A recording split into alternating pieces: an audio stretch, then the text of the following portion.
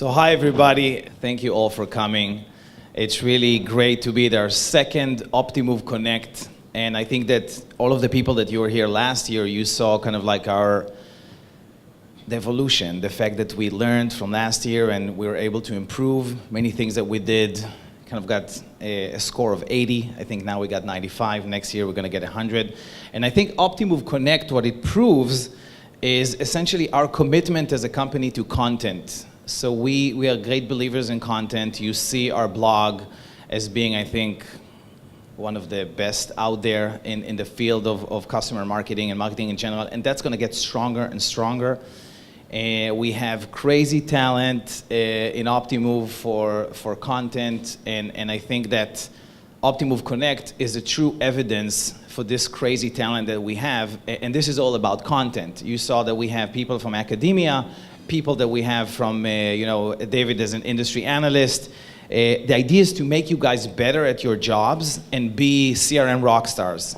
And I'm going to go back to the CRM rockstar because I think there's something big around it. But essentially today I'm going to talk about the marketing X factor. I have two exciting announcements, so let's get started.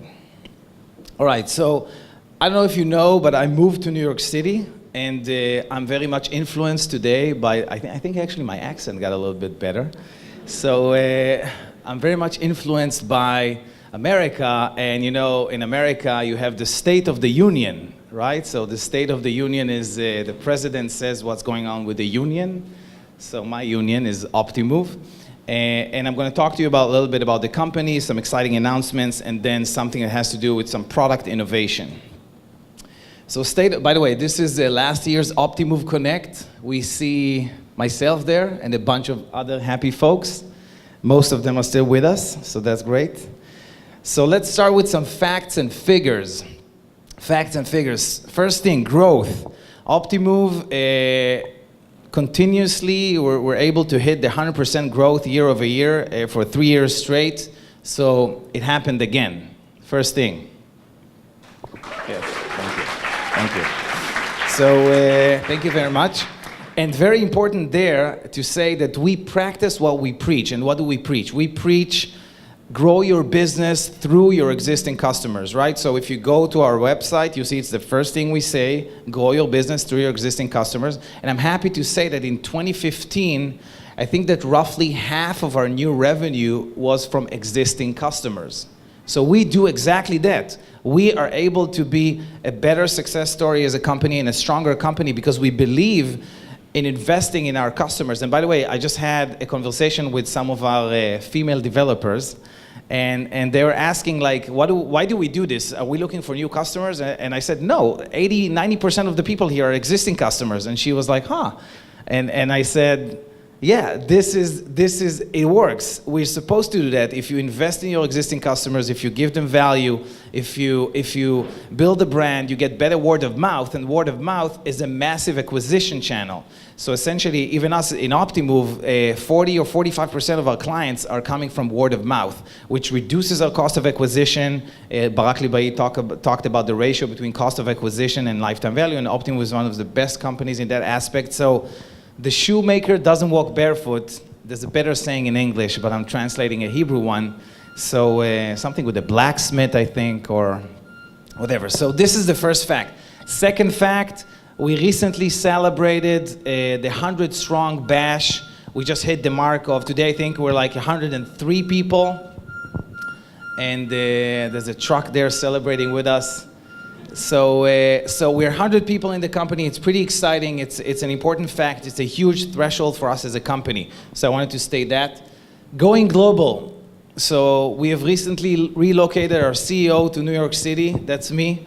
And it expresses our commitment to build a global company, a category leader, a company that's, provides, I'll talk about it some more, but be a very strong company. We're also relocating our Chief Customer Officer, Alon Tvina, to London to set up our London office. So that's another great thing that's going to happen. And the idea is that the company will expand globally with local presence. So in each one of these territories, we're very much committed into working with these customers on a weekly basis, on an ongoing basis. I always say, like in New York, the aim of the office there is boots on the ground. So I'm sick of Skype, I'm sick of GoToMeetings. I want to see people, you know, look them in the eyes and shake their hands and work with them to be more successful. So this is the third fact and figure. 3 more that has to do with verticals. So 3 verticals that are very much, Optimove is built around 3 verticals: gaming, retail, and financial services. In gaming, in the last year, we've established our leadership, and this comes into play with some enterprise deals, working with bigger and bigger operations, and taking a bigger and bigger stake in their CRM operations. So brands like Bwin Party, which are here happily, and they're an amazing partner, Leo Vegas, we just saw them on stage, and Bet Victor, and many, many more. This is gaming. So Optimove has proven that we can be partners for bigger and bigger brands and cater for these brands in a way that gives them kind of like an advantage over the likes of IBM or you know, the bigger companies that typically work with these brands. In e-commerce, we have established a strong foothold. So that means that it's already a fact, it's happening. We have a lot of happy clients, the likes of 100 Flowers and eBags and Freshly and hot brands, New York City brands and US brands that are highly respected. They use Optimove and they're getting great results. You guys saw on stage Oscar from Nelly.com, who's an amazing retailer in Sweden. And so that's what's going on in e-commerce, and it's going to get stronger and stronger and go over to retail. Last but not least is companies in the fintech space. And over there, essentially, we're planting the flag. So it's more of a beginning, but we're planting the flag towards financial services with the likes of the brands that you see over there. So this is a little bit more. And something incredibly important about Optimove, and it's something that you all know, I think most of you know, is this concept of bootstrapping, which I spoke about this last year, but it's truly in our DNA. So something very unique about Optimove, we are a company that we got all the way to this stage with no external funding. So we're actually an old-fashioned business that kind of like gets revenue, you know, and the cost is slightly less than the revenue, and we're able to be profitable and invest that profit back into the company and grow the business. And this is something that was very much embedded into our culture and into our way of work for many, many, many years. And our goal as a company is to become the partner of choice for every customer-centric brand in the world. And the reason we have such a big ambition, and I want to take this to something that Shahar Atias said, and they talked about acquisition versus retention, and he said that still, in many, many companies, acquisition is more important. And I think the future could be different. And I think this is a really exciting era for all of you guys, because all of you are CRM practitioners. And there's a unique trend going on. And I don't know if you guys know Scott Galloway, the NYU professor. And he talks about the fact that acquisition and advertising is no longer so important in the process of brand building.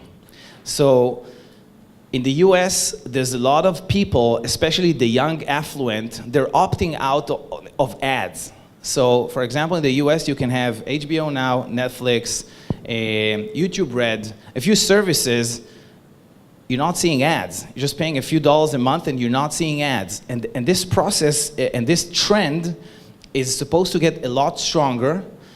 And what this does, and as you saw before, a lot of people say, listen, I already have, I think somebody from, Oscar from Nelly said, I have 50% of the entire country, right, of that age range or something like that. I already have them in my database. Many people in the social gaming space say we're all buying the same players and kind of like churning, like buying the same players that we already lost. We pay again we pay, you know, the bid to Google or Facebook or whatever, but we're just working on the same audience. We're paying a ton of money. And the idea is that we actually have gold in our database. We're sitting on gold. And we're not leveraging that because it's slightly more difficult and it requires a bit more. Everybody can say, hey, I just spent $20,000 and I brought a bunch of traffic into my website, and some of them converted and some of them not. It's always kind of like easy for marketers to spend more money. But I think that in the near future, in the next few years, we're going to have CRM will be kind of like the king's of brand building. And once you take CRM and it's no longer just something that can boost my numbers, it's no longer this turbo injection to my engine, it's also something that has to do with the way I build my brand, because the brand talks to its customers, right? When we're sending messages, we're talking to our customers and we're showing our customers who we are. We're showing them our persona and the traits and characteristics that your brand has. And if you can leverage that to build that brand, to make that brand stronger, and remember, a brand is a promise of a repeatable experience. This is what it does.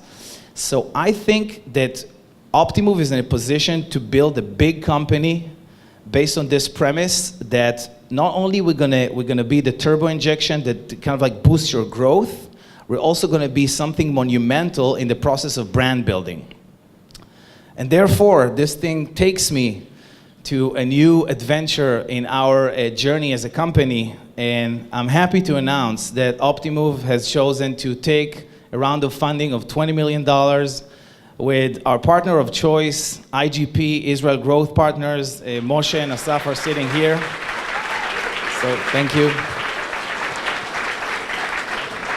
So Optimove is no longer a bootstrap. That era is gone. I think that a few words about IGP, Israel Growth Partners, and Moshe and Asaf are sitting here, but essentially IGP is a very special growth fund. The special thing that they bring to the table is a massive experience of two kind of like Israeli tech, tech dinosaurs, slayers, people that did amazing things. Moshe was highly senior in Microsoft. He set up the Israeli R&D Center. Chaim Shani, the other partner, was the CEO of NICE and the CEO of the Ministry of Treasure in Israel. And these are highly seasoned and well-experienced tech executives. And they've chosen to partner up with us, and we've chosen to partner up with them because we feel we can leverage a lot of their experience. And with this investment, Optimove will be more committed to you guys to create more innovation in the product, more customer care, committed to your success. We're going to invest a lot more in content.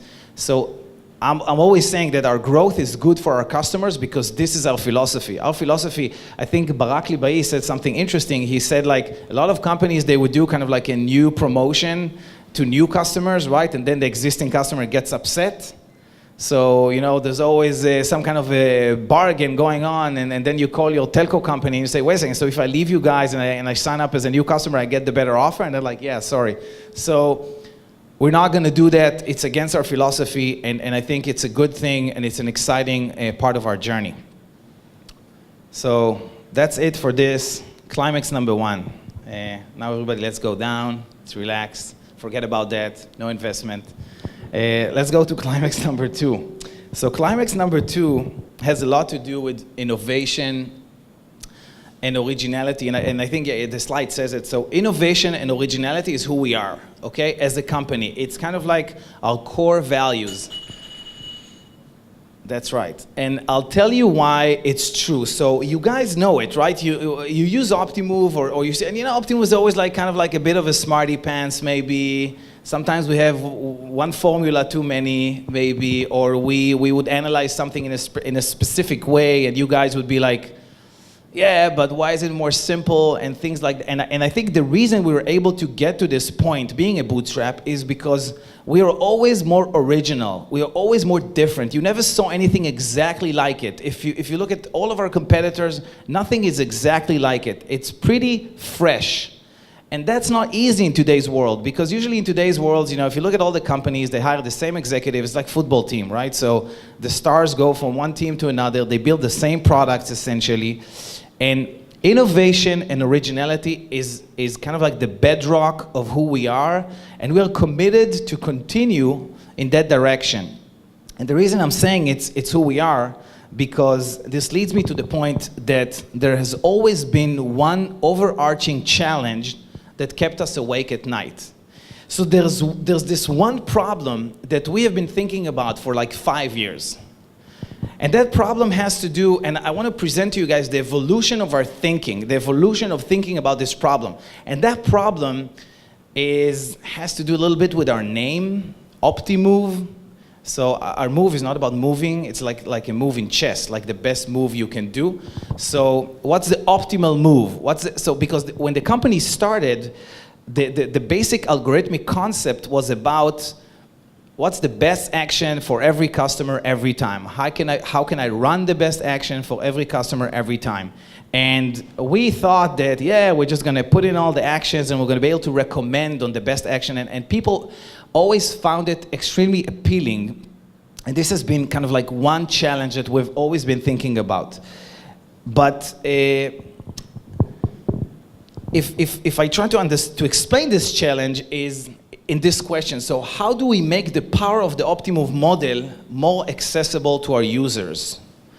Because today, there's the Optimove model, and there's the calendar that runs the campaign, right? The campaigns. And you have the model here and the calendar here. And the connection between the two is not as smooth, right? We would have liked it to be like in a utopic world, we would have liked that the model would drive all the campaigns, right? The model would just run all the campaigns on its own. Why do we need this? There's always this disconnect, right? So we have all of these amazing segments and groups, and then the marketer is going to run a campaign on Italians who are male, right? So something pretty simple, and there's always this disconnect. And this thing bugged us and bothered us for many, many years, and we do things that does create some connection, but this is one big thing.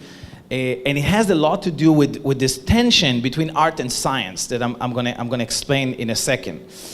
So if I try to open up this problem even more, it's kind of like divided into two questions. And the first question is, how do we help our partners conquer the price of generalization?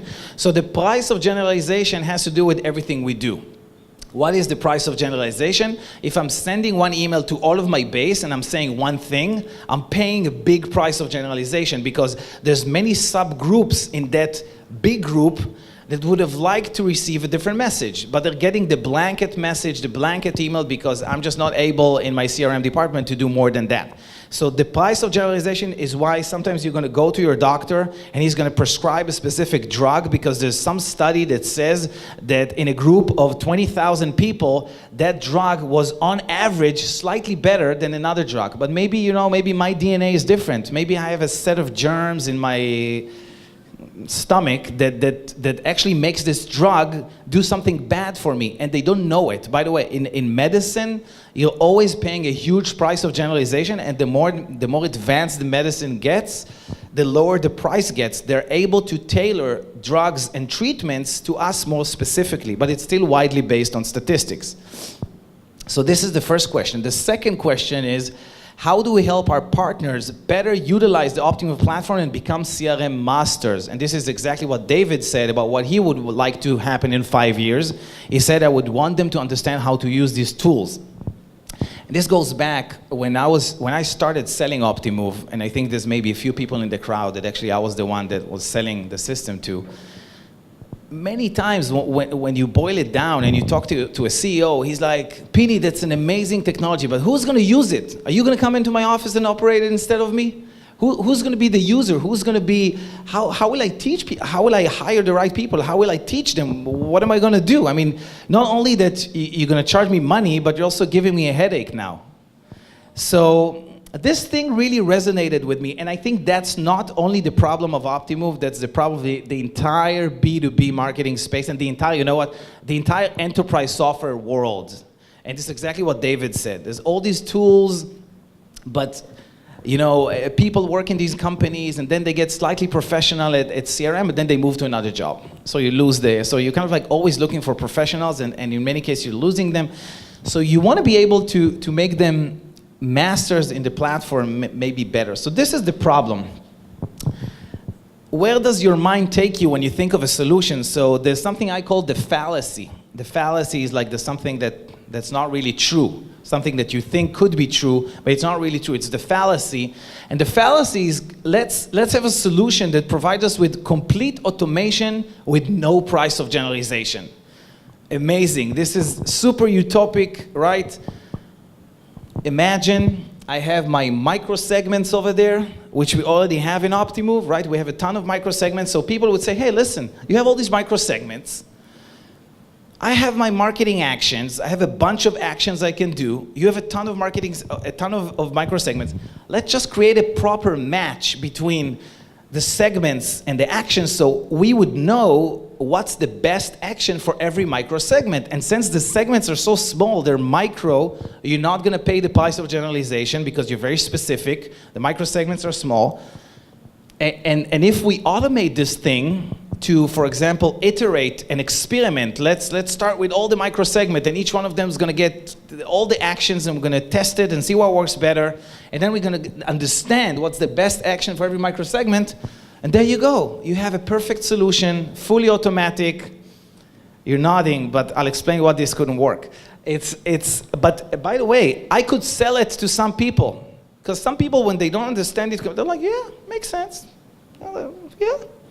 It's not that big. You have the data, right? When you don't understand deeply how this, you're like, yeah, you have the data. It's microsegments, very small.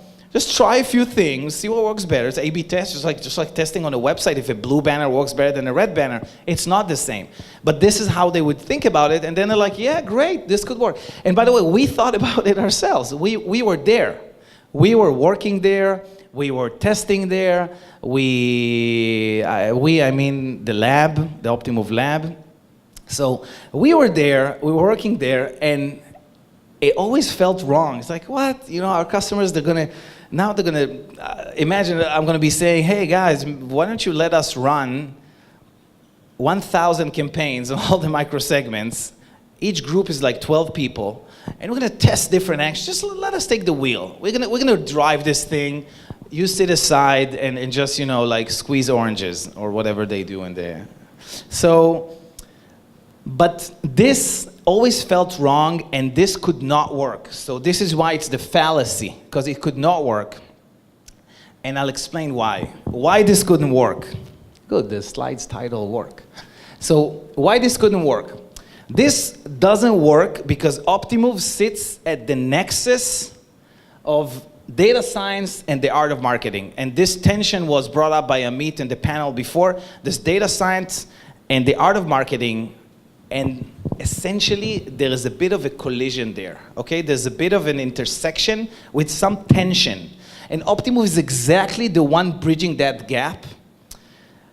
And that's the reason, because of this kind of like intersection, why the previous approach would not work. And I'll explain why. In data science, you live in a world of black and white, rigid truth, right? You know, it's math, it's clean, it's clear, it's very surgical, right? And in the world of the art of marketing, it's a talent that you cannot explain.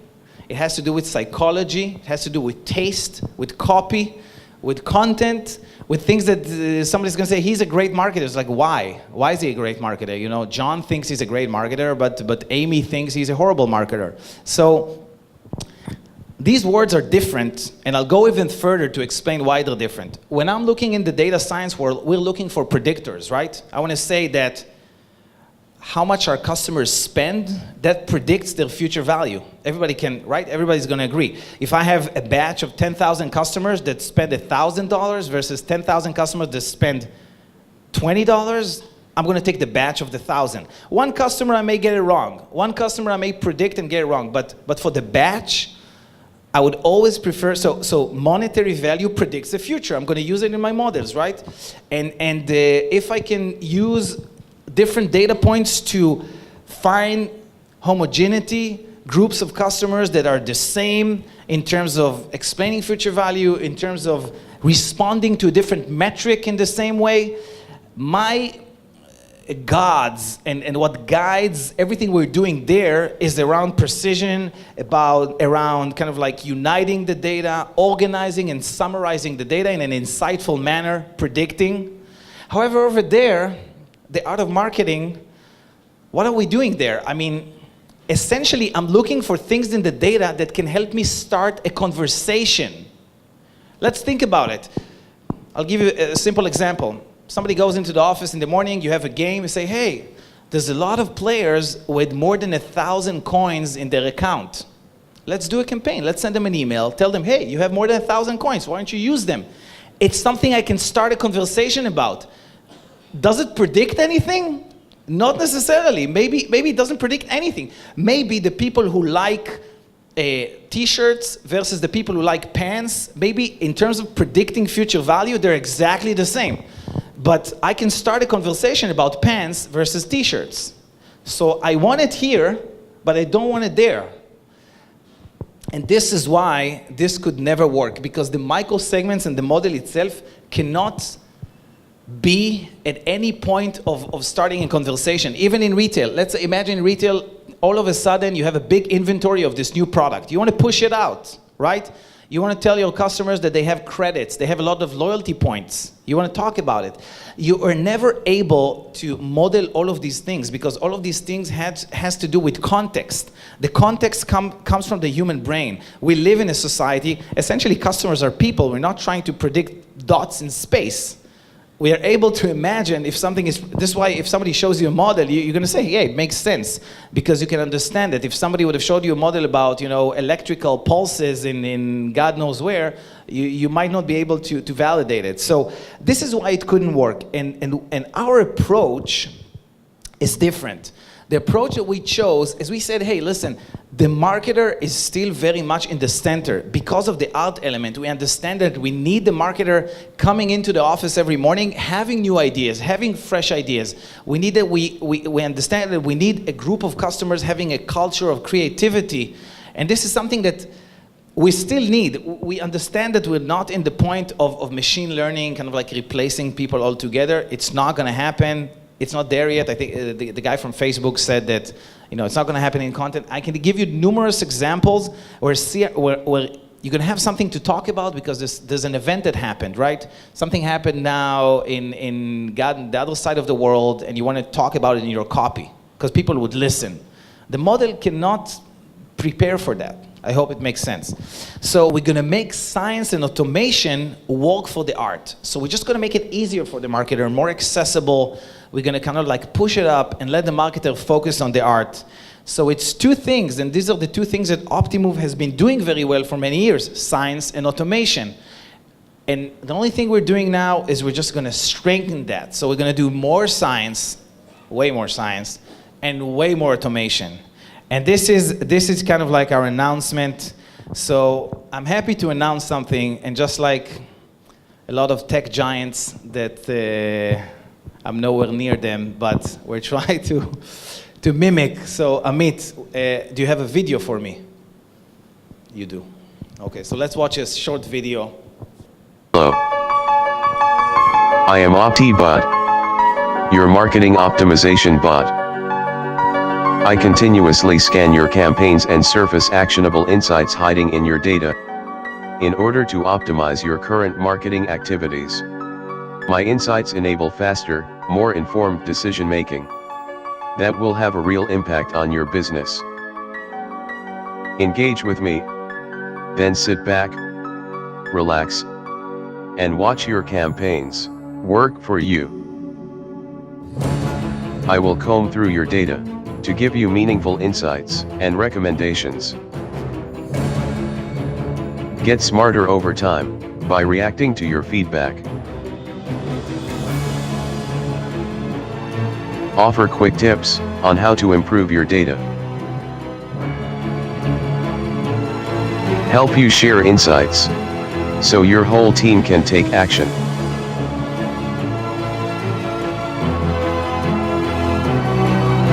I am OptiBot. I empower you to make agile, smart decisions that directly impact performance. My insights free you to concentrate on the art of marketing. I am the future of CRM marketing.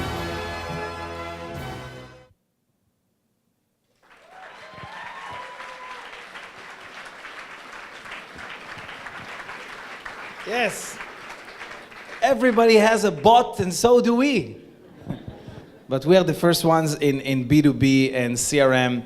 And let's do we have, yes, good. So we have OptiBot, and you saw, basically it's a robot from the 80s, but we spun it around to be more modern. And no, I'm kidding. This was kind of like all of us, not millennials or almost millennials. We have a warm space in our hearts for, somebody told us it should have like a Siri more-like voice, but we felt the retro thing works. So I just want to explain a bit, like, what does OptiBot really do? And how does this tie back to us kind of like describing the problem and all of that? So essentially we talked about one big thing, right? Make science and automation work for the art. Science, let's start with the first thing. You know what, let's start with the second thing, it's easier. So automation, one-click actionable insight. So you saw on this video, you saw these cards, right? So on the next version of Optimove that you guys are gonna have pretty soon, you're gonna have this center with many, many cards. And all of these cards, each card represents one specific action item that you just click it and Optibot's gonna do everything. So for example, something simple, we're gonna say, hey, you're running this A/B test and A is the winner for like 2 months. And you say draw B, and just it runs automatically. So it's going to do all of these tasks automatically for you, and this will always be in the form of a card, and each one of these cards has its own life cycle. So it has the first step where you approve the action. The next step, it shows you results. He said, hey, remember the 2 weeks ago you sent me out to do this job over there, and you said delete these campaigns and do it. I did it, and it worked, or it didn't. But the card's going to come back and report. So each card's going to have a life cycle. And the marketer, we talked about helping the marketer master Optimove. So making the marketer a CRM master very quickly. So you just go in there and it makes it easy for you. It's kind of like a smart butler, right? So you do approve, approve, approve, you know, split, split, split. You respond to all of these call to actions, and it's in this form. It's really exciting. It's kind of like, it's the place that we talk to you. We're going to talk to you, and it doesn't have natural language, so you're not going to say, hey, I want pizza, and he's like, it's not this kind of a bot that you text to, but it does talk to you. So this is the part of the automation. So the part of the automation, these cards are going to be doing a lot of automatic actions, which today require you guys to do a lot of tedious work it takes up more time, and when it's easy, you're going to do more. Second thing is the science. And over there, I want to introduce this concept of a self-optimizing campaign. Somebody talked about the self-driving car by Uber. It's not the same, but it's still self-optimizing. And what is the self-optimizing campaign? And this is where we're going to omit or get rid of the price of generalization. I talked about the price of generalization being a big problem. So how will that happen? So you all know this screen where you're going to run the Optimove campaign, where you run A/B tests. So over there, no more A/B test. This is self-learning campaign, and that means that we own the percentages. Usually when you do an A/B test, you say 50-50. And then you assume that we're going to shuffle them randomly. 50% of the random group is going to get this, 50% is going to get A, and 50% is going to get B. What we say here, we say, hey, you don't mind, essentially, that an individual customer is going to see either A or B. You don't mind because it's random, right? A specific customer could be either here or there. So let us take the steering wheel here. We're going to start with our own division. We're going to do 50-50 at the beginning. But as we get results, the system will learn if maybe on some of the micro segments or some of the clusters, one of the action, price of generalization, you think it's not as good because on the average level, it's the second or third action. But there's some micro segments that action is actually the best action to run. And this is essentially us utilizing the asset that we already have. We have those micro segments. We have this highly scientific methodology for analyzing these campaigns, and we're able to attribute a true monetary uplift. So all we need to do, I'm making it sound very easy, it only took us like 3 years, but essentially, conceptually, it is pretty easy that in the analysis, we're going to show you how this learning process worked, how you started from a basic A/B, and by iterating and learning and not paying the price of generalization and drilling down deeper and deeper and providing a different action mix to each one of these sub-segments and clusters, which is going to boost up revenue. That's it. This campaign is gonna make a lot more money just because it does the mix and match a lot smarter. So if I go back here, this campaign does the mix and match automatically, but it uses you guys as the designer of the experiment. You're the ones designing the experiment. I don't know what you're gonna put in A and B or C. I don't know which content you're gonna put or which actions. You're still designing, you're still doing the art, but from that point, you're saying, hey, there's 3 options. Go in there and do your thing. I'll tell you what's the 3 options. I'll tell you the segment also. I'm going to design the target group. I'm going to design the channels and the actions. But from that point, I want the machine. From that point, I want the ability to analyze in multiple dimensions and sub segments and micro segments and get the best uplift I can get. So you want to see the video again? I was kind of, I don't know, I like it. So, well, no. So yes, we were here. OptiBot, the first marketing optimization bot. Thank you very much.